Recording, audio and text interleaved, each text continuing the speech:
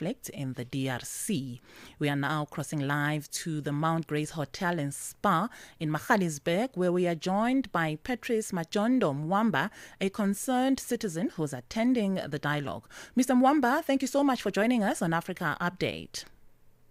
Thank you so much for having me. As a concerned citizen, what are some of your concerns and what do you believe are the root causes of the ongoing conflict in the DRC? Well, I mean, I think we all know the root causes of the issue is really the potential minerals that we have in a specific region in the east of the DRC. And we do believe today, and I speak in the name of many fellow, Congolese and African, that it's time for us in Africa to come together so we can find a solution that can be fruitful for our development. I do believe today that the Congolese, population, but also the African population have reached a maturity in which that we can actually sit at the table as grown-up, as responsible, and talk up about the issues and find solutions that can be of a positive outcome, and of course be profitable to our beloved citizen and our beloved land. And how has the presence of armed groups and foreign interventions impacted the local communities in the DRC, particularly in conflict-prone areas like North Kivu and Ituri? I mean, having armed groups in those regions created some type of insecurity. But for what I'm hearing also is, for instance, these areas that M23 have conquered so far have gone to quite a serious management system in which the structure is being put in place is allowing people to be a little bit more safer than they were before. But again, I think this is not the point that we should focus on. I do believe that today, as a concerned Congolese, but I'm not just a concerned Congolese. I was a former presidential candidate at the last election, 2023. I do believe that the most important point that we should focus on is what can we do as Congolese, as also as human, together that can alleviate this issue that's been ongoing for now over 25 years. It's not normal that today, in the 21st century, 2025, we are still, having such issue. So I do believe and I do support strongly the initiative of His Excellency President Thabo Mbeki. And I do believe that this opportunity to gather not just Congolese, for your understanding, in Harrisburg today there is many, different type of people. There is a former African leaders president. There is a current diplomat, a former diplomat, and we all come together to actually exchange and see what could be the best path forward, so we can accomplish and obtain a positive outcome. And what role do you think regional actors and neighboring countries should be playing in resolving the crisis in the DRC? But, as we say in Africa, it takes a village to raise a kid, So, I think it's very important to have our peers, our brothers and sisters from the region and from the continent to be a part of this. And together, two eyes are better than one. Together, we can perhaps find the way forward. I do support, and that's the reason why I accept the invitation of His Excellency former President Thabo Mbeki to come here. I do support that with that dialogue, an inclusive dialogue, not exclusive, but inclusive, and I'm insisting on that. I do believe that we have to have an inclusive dialogue in order for us to be able to have something that's going to be sustained in time. As you know very well, I'm not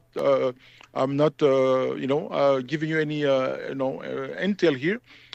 We've got many dialogue that took place in Doha and many other places, but they haven't come into a very clear, positive path because of many things are missing. But again, I do strongly believe that with such initiatives such as the one we are currently here, we can actually, it's giving us a better opportunity and better chance to actually obtain a success. Meaning by that is, for instance, His Excellency President Thabo Mbeki is well known across the continent. His work and his advocating for peace have started in this country, in South Africa. He has fought alongside icons such as the late Nelson Mandela and many other big figures of the continent that have advocated for independency of Africa and of course for peace.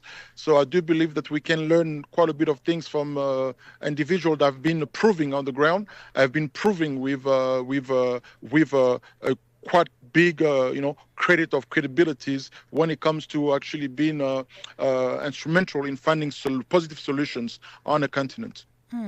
And has there been any promising proposals or commitments from leaders or civil society that could help bring sustainable peace to the region, particularly at this peace and security dialogue underway? There is a side meetings that's taking place amongst also, different, groups of Congolese citizens that came or attending this event today, and I do believe that at the end of this peace dialogue, we will be issuing some type of common statement that's going to be perhaps showing the way forward in terms of how do we foresee this peace dialogue going forward.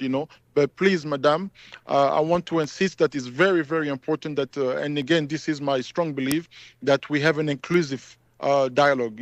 Every single Congolese have to have the opportunity to come to the table to articulate what they need to articulate and to add whatever adding value they have to the table that can enable us to go forward. Because, as I say, we cannot we cannot hope getting any kind of substantial in time if there is only one side or one group of the continent or of the country being involved into this talk. So again, this is an amazing platform for us to be able, number one, to meet, number two, to be able to exchange and talk, and number three, to actually cohesively decide of what will be the next step together.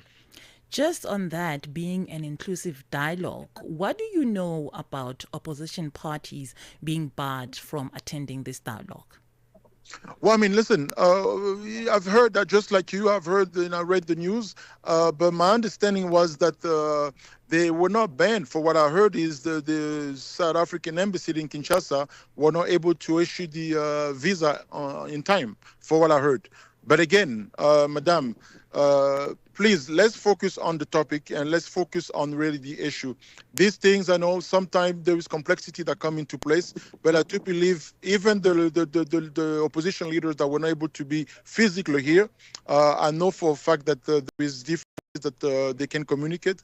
But again, we have to really, after this peace talk, we need to have a cohesive and a common understanding of how we're going to go forward and actually include all the leaders of the DRC at the table so we can cohesively agree to finally cease this conflict that's been ongoing for too long, far too long, and the recipient of this atrocity of our brothers and sisters, mostly in the east of the DRC. And what are the expectations of ordinary Congolese citizens from this dialogue? Well, they're looking for peace. Congolese citizens are tired. They've been forgotten by the international community. Obviously, it's not explicable that one conflict has lasted for so long. They've been forgotten. This is the sentiment that I know for a fact many of them feel. So it's our responsibilities as a citizen, also as human, to do our very best to actually find a solution and put an end to this atrocity that's been lasting for too long. And we do understand and we do know the solution. We also know very well the issue, obviously, because we are in the middle of it. So I do believe that the hardest and very challenging part is to understand and have a cohesive accord of, how can we implement the solutions that we know. That's, to me, the biggest challenge. How can we implement these solutions? Because it's quite interesting how, it seems like we are recycling ourselves for so many reasons, because so many people have met in many places.